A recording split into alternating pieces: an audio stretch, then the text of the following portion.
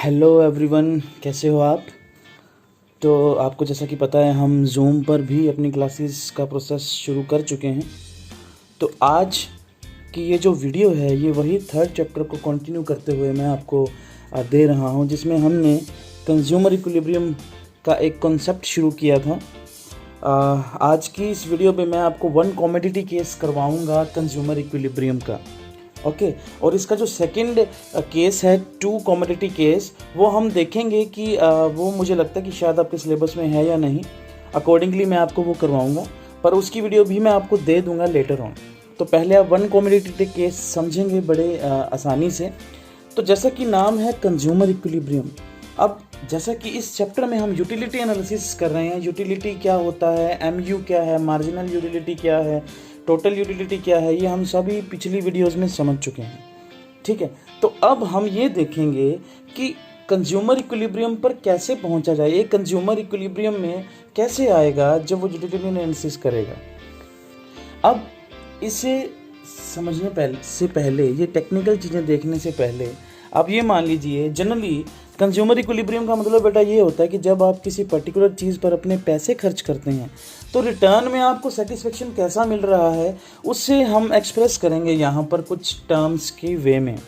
जैसे for example आप movie देखने जाते हैं और आप बोलते हैं यार फिल्म बहुत बेकार थी, 200 रुपये की टिकट भी ली और मज़ा भी नहीं आया। यानी कि आप कहीं ना कहीं रूटीन में इक्विलिब्रियम की बात करते हैं।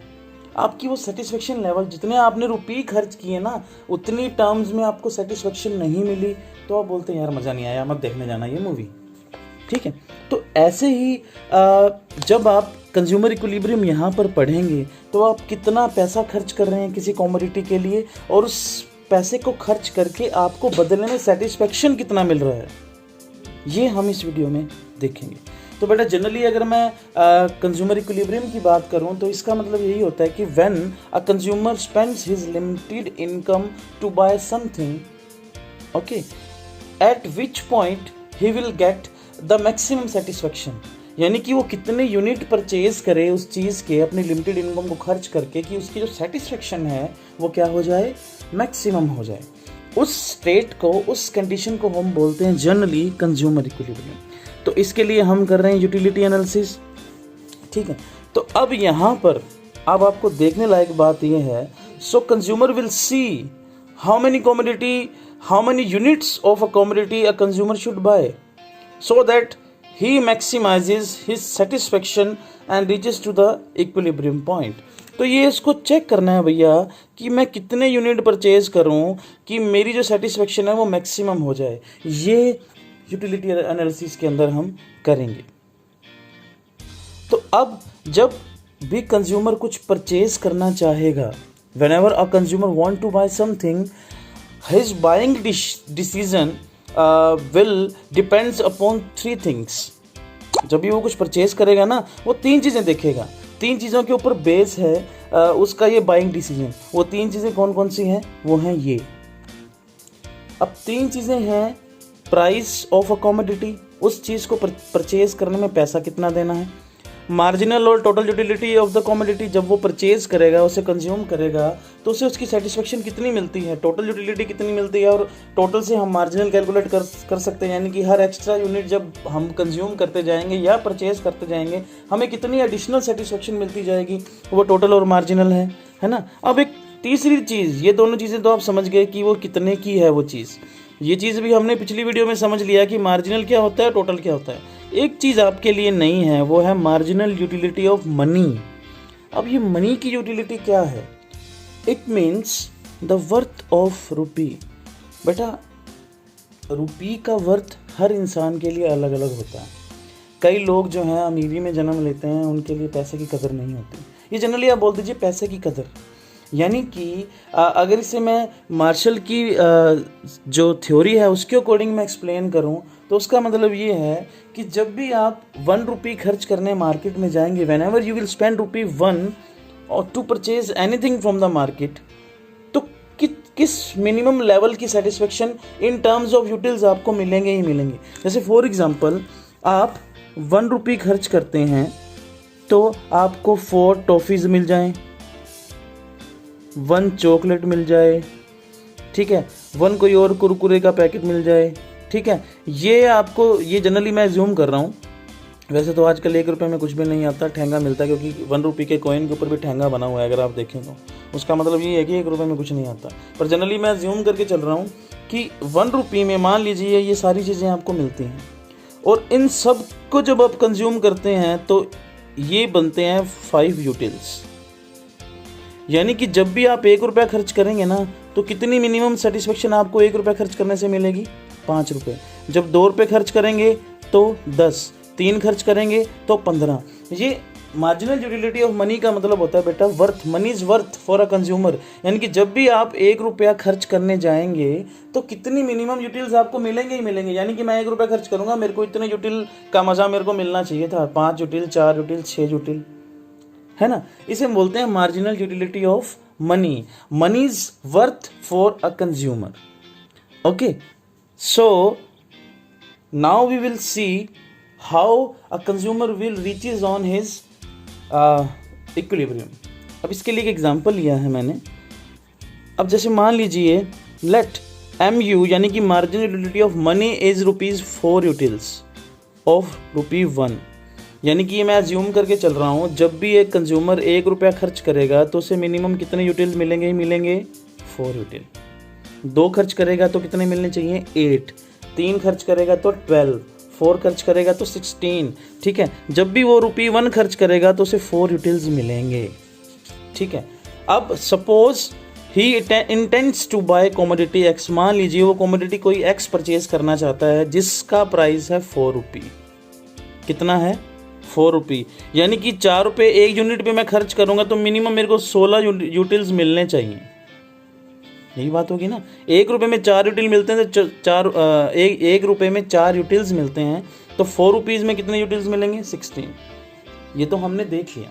अब इसका एक शेड्यूल मैं आपको दिखा रहा हूँ, जो कि हमने मार्जिन यूटिलिटी का एक टेबल हमने पिछली वीडियो में देखा था, वैसा ही एक मिलता जुलता टेबल मैं आपको दिखा रहा हूँ। वो है ये, जब भी कॉमोडिटी X परचेज करेगा, first unit, second, third, fourth, fifth, sixth, यानी कि एक जो यूनिट था वो कितने का है? 4 रुपये का।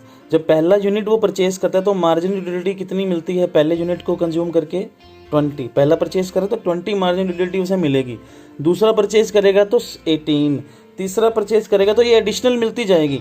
ठीक है, ये मार्जिनल है, ये टोटल नहीं है। यानी कि पहले यूनिट को कंज्यूम करके या परचेज करके 20 उसके यूटिलिटी मिलेगी, margin utility satisfaction.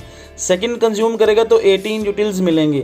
Third consume करेगा तो 16 यूटिल्स मिलेंगे। फोर्थ कंज्यूम करेगा तो 10 यूटिल्स मिलेंगे। फिफ्थ पे 0 कुछ भी नहीं मिलेगा यहाँ पर, क्योंकि पीक लेवल पे पहुँच गए आप। और 6 यूनिट पे जब आप परचेज करोगे तो -5 डिससेटिस्फेक्शन हो जाएगा। ये कहीं ना कहीं वही चीज़ है जो हमने डिमिनिशिंग मार्जिनल यूटिलिटी की बात की थी।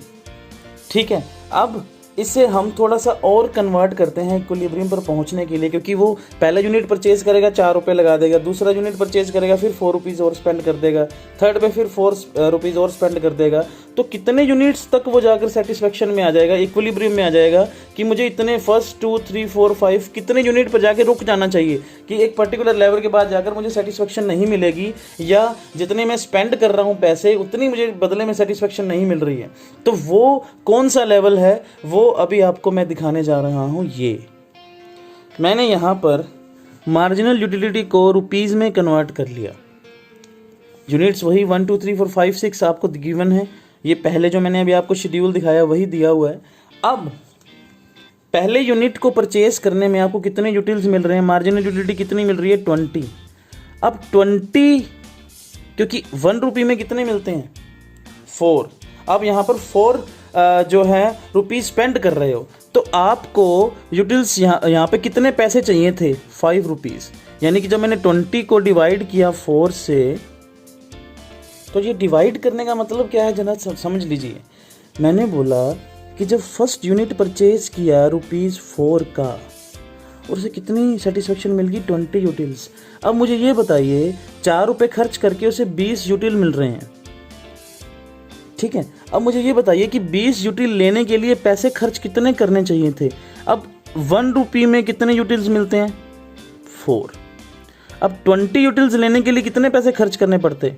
20 डिवाइड बाई 4, 5। यानी कि हमें खर्च करने पड़ते 5 रुपये 20 यूटिल्स लेने के लिए, क्योंकि 1 रुपये में 4 यूटिल मिलते हैं ना, तो 5 रुपये में कितने मिलेंगे, 5 × 4 20 मिलेंगे। तो मुझे 5 रुपीज़ खर्च करने चाहिए थे, पर मैंने पहला यूनिट कितने में ले लिया, 4 रुपीज़ में। तो क्या मुझे ये परचेज़ करना चाहिए, हाँ जी परचेज़ करना चाहिए। 5 वाला मज़ा आप 4 में ले रहे हो। अब देखिए सेकेंड यूनिट को परचेज़ किया तो 18 यूटिल्स मिले। अब 18 यूटिल्स आपको जब आपको लेने थे, अगर आपको 18 यूटिल्स आप चाहते हो, क्योंकि 1 रुपये में आपको 4 मिल रहे हैं, तो 18 यूटिल्स लेने के लिए आपको कितने पैसे खर्च करने पड़ेंगे, 4.5। पर आपने खर्च कितने किए होंगे, 4 रुपये लगा के आपको 4.5 रुपये का मज़ा मिल रहा है, क्योंकि 4 रुपये में तो 16 ही मिलने चाहिए थे, पर आपको कितने मिल रहे हैं, 18। 1 रुपये में अगर आपको 4 यूटिल मिलते हैं तो 4 में कितने मिलने चाहिए, 4 × 4 16, पर आपको कितने मिल रहे हैं, 18। तो इस यूनिट के लिए आप जाओगे, क्योंकि हमें खर्च करने चाहिए थे 4.5 रुपीज़। थर्ड यूनिट पे जब आया तो मुझे मिल रहे हैं 16, ठीक है। अब ये 4 रुपये में खर्च करना चाहिए था और 4 रुपये का मज़ा ही मुझे मिल रहा है, तो ये इक्विलिब्रियम की स्टेट आ गई, ठीक है। नेक्स्ट और देखते हैं, फोर्थ यूनिट जब आपने परचेज किया तो आपको यूटिल मिले कितने, 10, पर वर्थ कितने का बनता है, 2.5 का। यानी कि 10 यूटिल आपको मिलने चाहिए थे 2.5 रुपीज़ में, पर जब ये वाला यूनिट परचेज करोगे कितने में परचेज करोगे, 4 रुपये में। तो क्या ये यूनिट परचेज करना चाहिए हमें, नहीं, आगे तो फिर देखो माइनस में ही जा रहा है। तो यानी कि कंज्यूमर 3 यूनिट तक जाएगा, उसके बाद रुक जाएगा, ये उसकी इक्विलिब्रियम की स्टेट आ जाएगी। आई होप आपको समझ आ गया होगा। इन केस एनी डाउट आप मुझे कमेंट बॉक्स में बता देना, मैं आपको और फर्दर एनालाइज कर दूंगा, इसे और एक्सप्लेन कर दूंगा। अब इसे हम थोड़ी सी और डिटेल में स्टडी करते हैं। फर्स्ट यूनिट देखो, जैसे मैंने भी बोला 20 यूटिल्स आपको मिल रहे हैं, मार्जिनल यूटिलिटी प्राइस है 4, वर्थ कितना, मनी का वर्थ जो हमने बोला था 4 है, 1 रुपये का, पर यहाँ पे वर्थ मिल रहा है 5 का, खर्च कर रहे हैं 4, तो ये पहला यूनिट परचेज कर लेंगे जी, ठीक है। दूसरे यूनिट के ऊपर 18 जो है यूटिलिटी मिल रही है, मार्जिनल यूटिलिटी प्राइस दे रहे हैं 4, वर्थ बनता है 4.5 का, पर हम यहाँ पे कितना स्पेंड करेंगे, 4, वर्थ 4.5 का है, स्पेंड कर रहे हैं 4, ये भी ले लेंगे आप। थर्ड यूनिट में देखिए 16 यूटिलिटी मिल रही है, 4 प्राइस, 4 = 4 हो गया यहाँ पर, तो इक्विलिब्रियम की स्टेट में आ गए। अब इसका एक डायग्राम देख लीजिए, जनरली आपकी बुक में ऐसा मिला, ऐसा डायग्राम आपको देखने को मिलेगा। ये जो डिमिनिशिंग मार्जिनल यूटिलिटी का आपने डायग्राम बनाया था, ये कम होती जा रही थी, ये वही चीज़ को फॉलो किया है हमने। ये मार्जिनल यूटिलिटी कर्व हमने लिया है, कम होता जा रहा है। ये प्राइस हमने लिया है जो कि कितना है, 4, ठीक है। अब इक्विलिब्रियम की स्टेट कितने यूनिट्स पे आई, 3, ये मैंने आपको एक्सप्लेन कर दिया है पीछे, कि जैसे जैसे ये मार्जिनल यूटिलिटी कम होती जाएगी, यहाँ पर जब ये तीनों पॉइंट इक्वल हो जाएंगे, कौन कौन से, price of x = marginal utility of x in terms of money, यानी कि जितने पैसे आप पे कर रहे हो और जितने आपको सेटिस्फेक्शन मिल रही है रुपये की फॉर्म में, क्या वो इक्वल है, वहाँ पे आप इक्विलिब्रियम की स्टेट में आ गए। तो ये था कंज्यूमर इक्विलिब्रियम का कॉन्सेप्ट, 1 कमोडिटी केस, और सेकंड कमोडिटी केस हम लेटर वीडियो में देखेंगे। हम मिलेंगे नेक्स्ट वीडियो में, और आपको किसी भी तरह का कोई भी डाउट हो आप कमेंट बॉक्स में या हमारे व्हाट्सएप ग्रुप में आप मुझे बता सकते हैं, और जल्दी हम जूम पे भी मिलने वाले हैं, ठीक है। तो नेक्स्ट वीडियो तक उसका इंतज़ार कीजिए, हम मिलेंगे नेक्स्ट वीडियो में, तब तक के लिए गुड बाय।